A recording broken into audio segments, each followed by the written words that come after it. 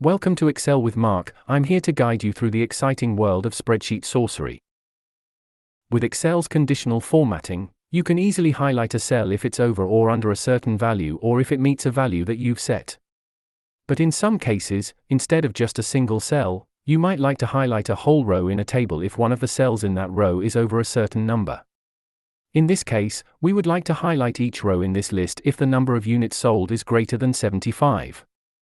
So, to do that, follow these steps. 1. Select all the rows and columns in the range.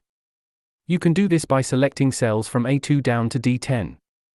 2. On the ribbon, go to the Home tab. 3. Click on Conditional Formatting. 4. Since none of the preset rules will do exactly what we want, click on New Rule. 5. In the New Formatting Rule dialog, select Use a formula to determine which cells to format.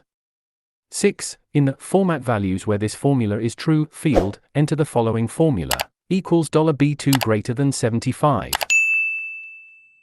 Here, we are looking at the value in column B for each row. By using the $, symbol, we lock column B to be absolute, so it doesn't change as you apply the formatting to different rows. The round number, in this case, 2 for the active cell A2, changes as you apply the formatting to different rows.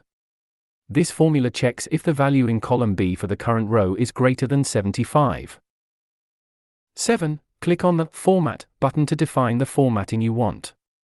You can choose a fill color, for example, a blue color. 8. Click OK to confirm the formatting. 9. Click OK again to apply the rule. Now, any row where the number of units sold in column B is greater than 75 will have all 4 cells in that row colored blue.